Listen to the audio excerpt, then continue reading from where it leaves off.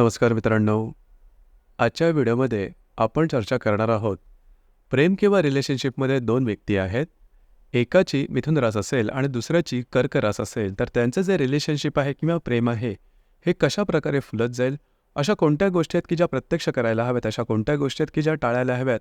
दोन्ही राशींच्या परस्परांकडून अपेक्षा नेमक्या काय असतात आणि त्यांचं संपूर्ण व्यक्तिमत्व नेमकं कशा प्रकारचं असतं, या सर्व संदर्भातली खुलासेवार चर्चा आपण या व्हिडिओमध्ये करणार आहोत.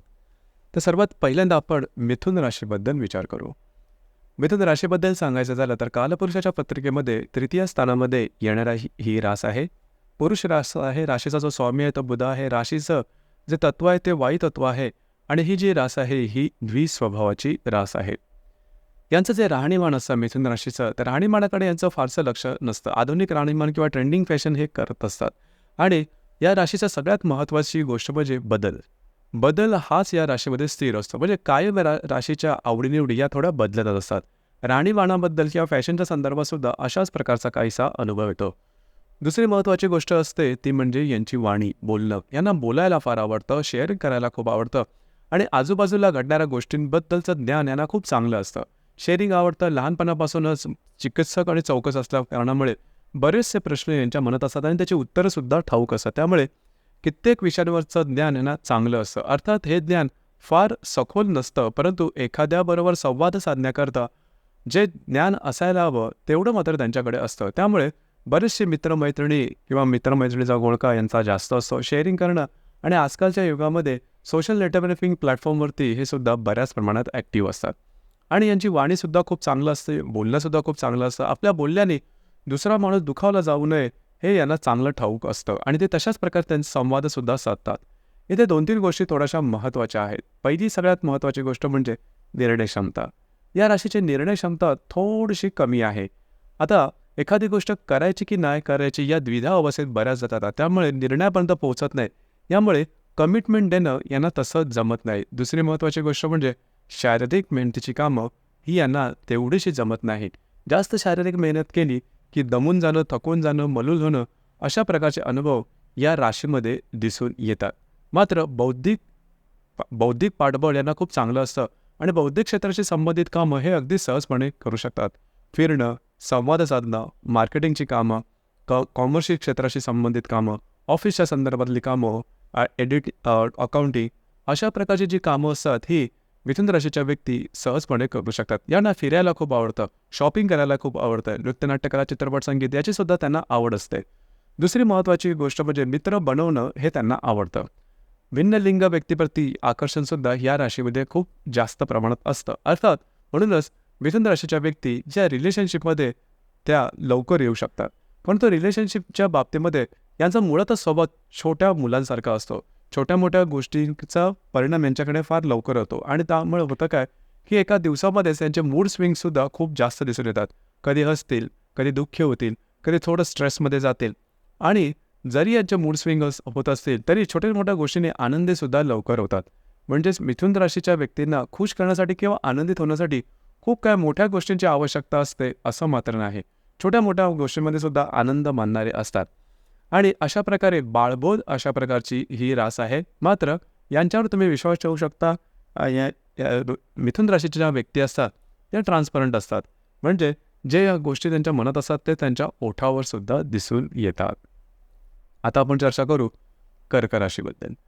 कर्क राशीबद्दल सांगायचं झालं तर कालपुरुषाच्या पत्रिकेमध्ये चतुर्थ स्थानामध्ये येणारी रास आहे, स्त्री रास आहे. राशीचा जो स्वामी आहे तो चंद्र आहे. या राशीचं जे तत्व आहे ते जलतत्व आहे आणि चरस स्वरूपाची रास आहे. संपूर्णपणे स्त्री तत्वाची रास असं म्हटलं तर वावगं ठरणार नाही. मुळातच या राशीमध्ये अभिजात असं सौंदर्य असतं. म्हणजे स्त्री असेल किंवा पुरुष, या राशीचं जे सौंदर्य असतं ते अतिशय चांगल्या प्रकारचं दिसून येतं. राहणीमानसुद्धा नीटनेटके, टापटीप, स्वच्छ असते.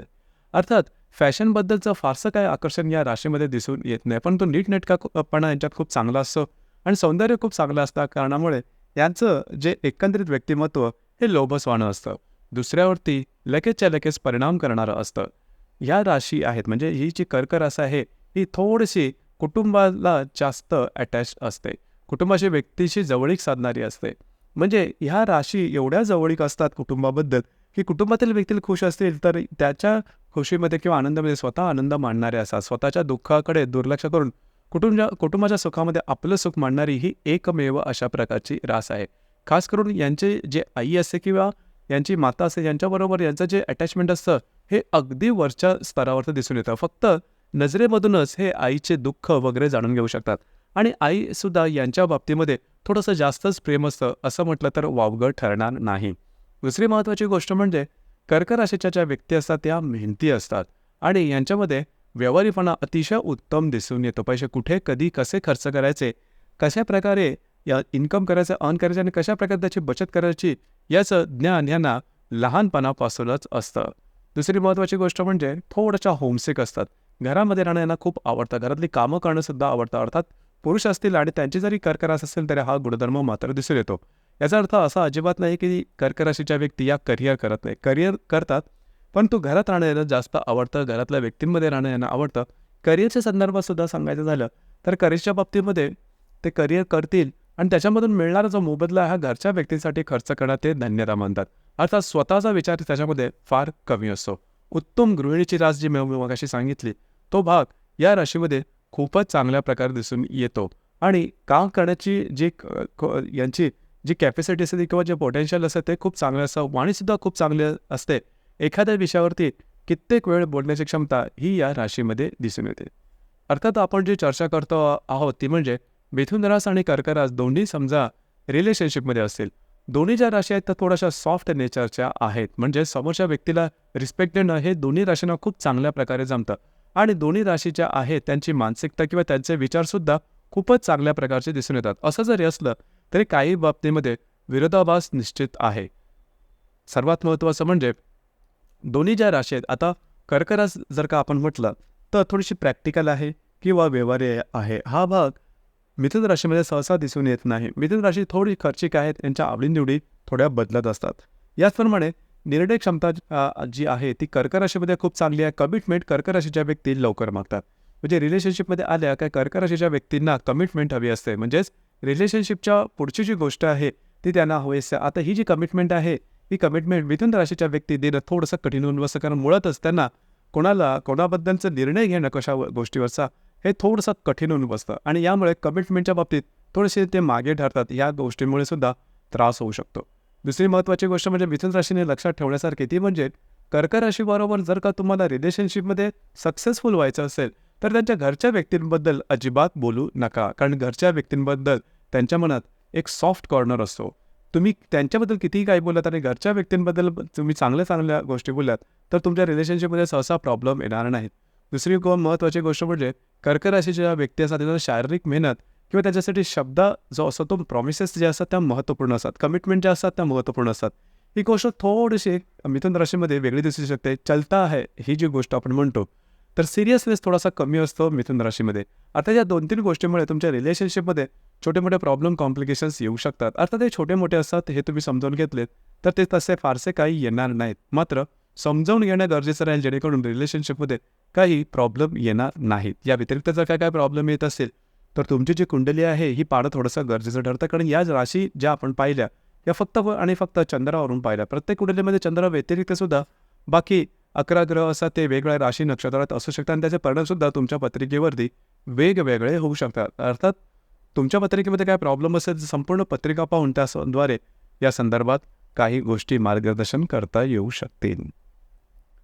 तर मित्रांनो हे होतं प्रेम किंवा रिलेशनशिपमध्ये मिथुन आणि कर्क राशी असेल तर त्यांचा प्रेम रिलेशनशिप कशा प्रकारे पुढे जाईल या संदर्भातली चर्चा. आपल्याला हा व्हिडिओ कसा वाटला, आपण त्याचा अनुभव कशा प्रकारे घेतला नक्की कळवा. धन्यवाद.